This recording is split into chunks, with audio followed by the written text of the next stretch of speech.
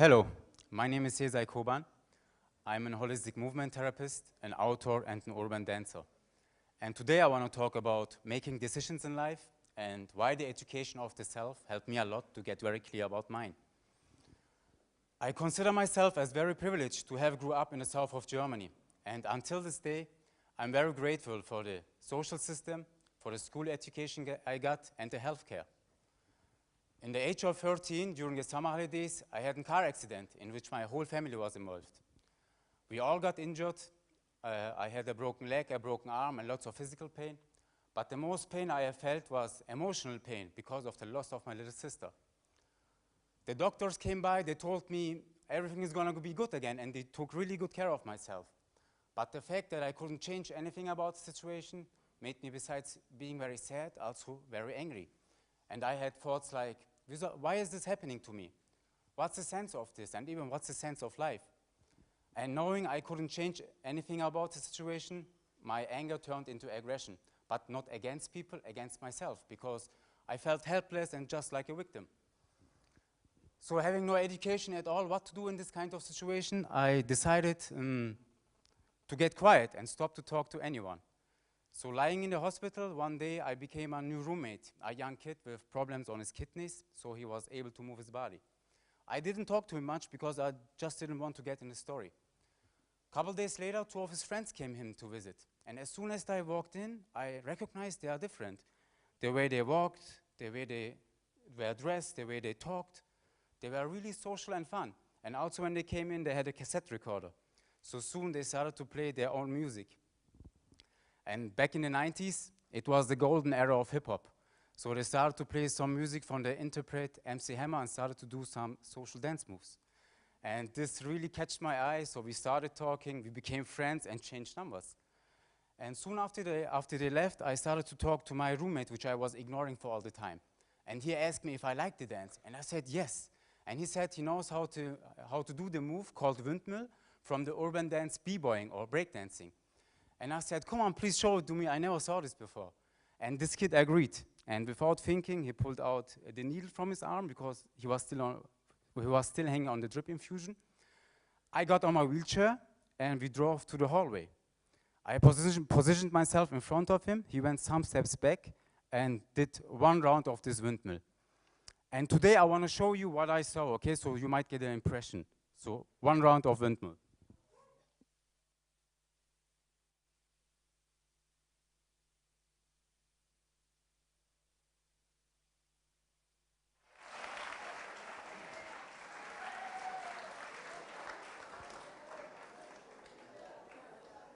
Thank you. So this was the moment when I decided I want to learn this. Not to impress people or entertain people, no. Because in this moment, for the first time in this whole situation, I felt happy and I felt joy through the whole of my body. So it took me almost 2 years to recover from all these injuries. But as soon as I was able to use my leg and arm again, I called those guys and started to practice this. And practicing this, I entered the world of hip-hop and urban dance, which is a very social and creative culture. And they go by the principle, each one teach one. So it was a lot of fun learning all these basics and fundamentals of this dance. And I started to get creative with it. And being creative and getting skilled, I gained a lot of self-confidence and became my own identity. At the same time, what I recognized was that I could use this dance to canalize all my energy, my anger, my aggression and sadness into something good, into this art. So 2 years after beginning, so me and my friends became one of the best dancing crews in Germany. We won several competitions. We traveled through whole Europe, so I had lots of education through traveling and meeting other people from different cultures. And we also started to make money because we started to work on big leisure parks like the Europa Park Roost and got sponsored by big brands like Puma and eSpec. And from time to time, I made even more money than my father did, and I felt very mature because I thought that's what adults do, you know, they make money, spend money. So at the same time, I was still going to school. I did my A-level, and after my A-level, I decided to make an education as an insurance broker. But I never worked in this job because it was for me just too less movement, you know. You come into office, you sit all day, you type, you answer phone calls, drink coffee. So I quit that job and found myself a full-time job in the industry. For the upcoming decade, I try to balance these two lives, having the security of a full-time job and being a dancer. I also worked on big projects like the film documentary The Rising Sun. Therefore, I moved to Rome, Italy. I lived a while in Boston, USA. I also visited NY. And I also spent some time in Japan. So from the outside look, I was living the best of both worlds, right? But at one point, I got really unsatisfied because I recognized I couldn't improve my potential to the fullest, whether in my dance, in my art, nor in my full-time job. So I started to look for opportunities and solutions, and having no education at all what to do in this kind of situation, I became really restless and stressed about it, and lost a lot of energy. And I remember like one day after the premiere of the movie The Rising Sun in Zurich, my energy level dropped from here to here. I couldn't stand up from bed. I was so weak. I got scared. I called my doctor, met him, and he told me I should take some time off and go to rehab to recover. And this was really not the answer what I expected. You know, it took me more than 1 decade to get here, and now doing nothing was not an option for me. So I denied and kept going. But this was a very bad decision, because this time it affected my health. So my muscles started to hurt, my organs started to do weird things, I started panicking, had emotional breakdowns, and this all led into a big depression. And having no clue what's happening to me and no education at all, so what this is, I accepted to go to rehab. And this was one of the best decisions what I ever did. Going to rehab, I had the opportunity to take a yoga class, which was offered for the first time there. And doing yoga for the first time, I experienced relaxation and more energy through body movement. And this was fascinating for me. This was a different kind of education, a different perspective. Because until then, I only learned what's happening in the outside world, but never learned what's happening here. So of course, it took a while that I recover. And to make it clear, yoga wasn't the solution, but it gave me a good orientation where to look at. And the next thing, I decided to take a risk. I quit my full-time job. I took myself back from dancing, I quit my apartment, and started to do a private study as a holistic movement therapist. So yoga was for me a door opener for a wealth of information, not just esoteric fantasies or principles, as a wealth of information in terms of self-care and self-development. Practicing them, training them, exercising them, day by day, step by step, and for a long time. At one point, it affected me in a very positive way. At one point, I got really calm and centered. And being very calm and centered, I turned into the most productive and healthy version of myself and got very clear about what I want to do. So the following years, I published 2 ebooks. The first one will be the first existing urban dance dictionary. I educated holistic movement therapists by myself. I cooperated with the Munich State, worked with the social referat on project with kids. I cooperated with the referat for education and sports, so worked with adults. And having all these experiences and also very good feedbacks, because of course I was giving those people the methods I have learned, I decided to create my own method. I call it the Sezai method, which is the education of the self. It is a holistic method for self-development through self-knowledge, and it includes the knowledge about the 3 parts of a human. First part will be the knowledge about the body.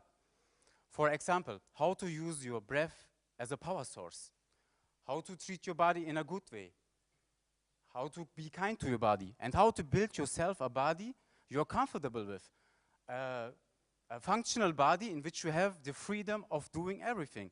You know, like dancing, swimming, climbing, jumping, whatever. A functional body in which you have the freedom of doing everything. Second part will be the knowledge about the emotions. So what are emotions? What is the difference between a feeling and an emotion?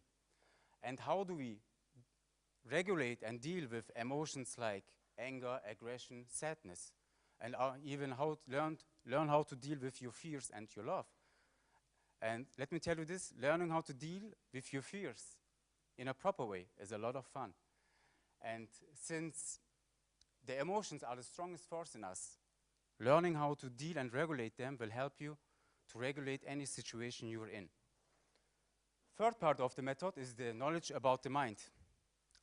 How to keep and maintain a positive mindset. How to have a clear thought in times in which everything seems to fall apart.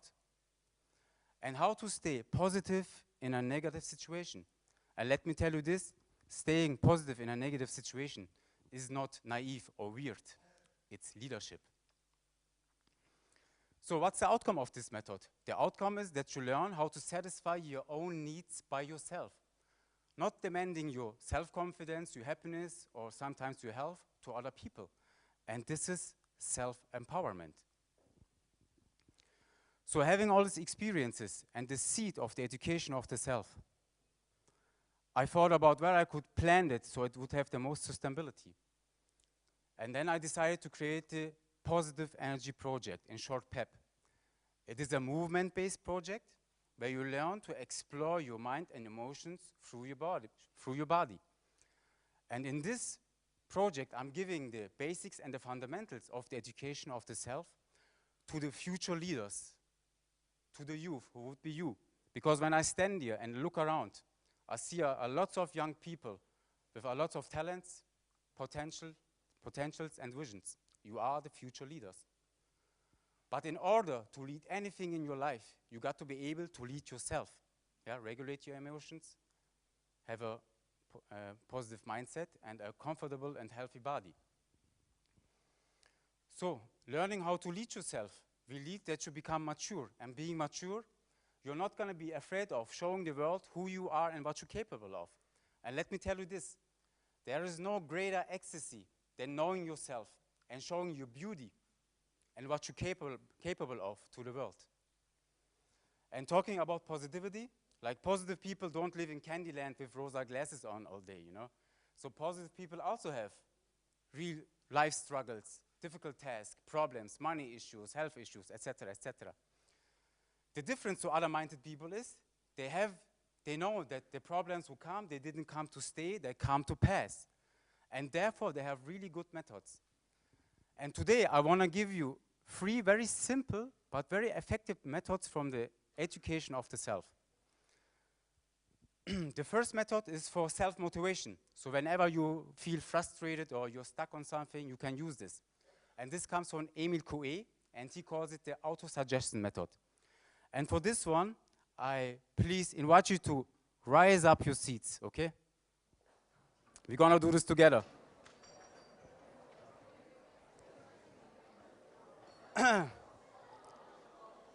So, I say the sentence, and you please follow after me, okay? And to make it clear, say it to yourself. This is for yourself, not for me. So, it goes like this. Every day, in every way, I am getting better and better. Every day, in every way, I am getting better and better. Every day, in every way, I am getting better and better. Every day, in every way, I am getting better and better.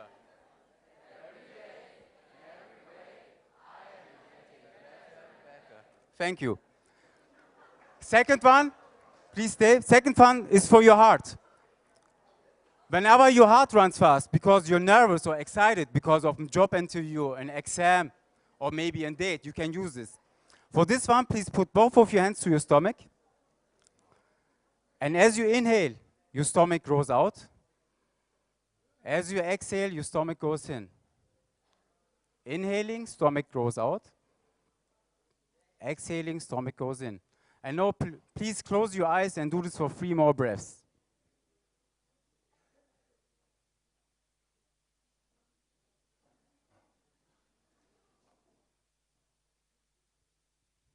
Thank you very much. You're welcome to take a seat again.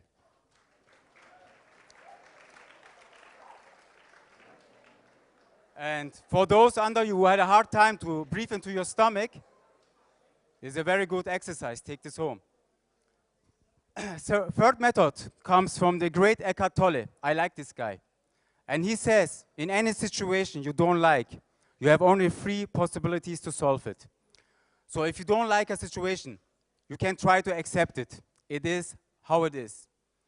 If you can't accept the situation, you can try to change it, but please in a peaceful way. If you can't accept or change a situation, you have to leave the situation. So accept, change, or leave. No other possibilities.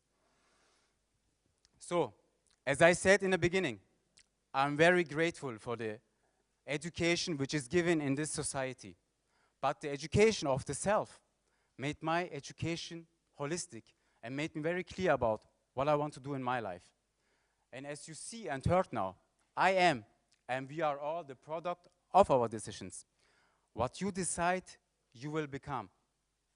And now you are only one decision away from the education of the self. Thank you for having me, and thank you for your trust.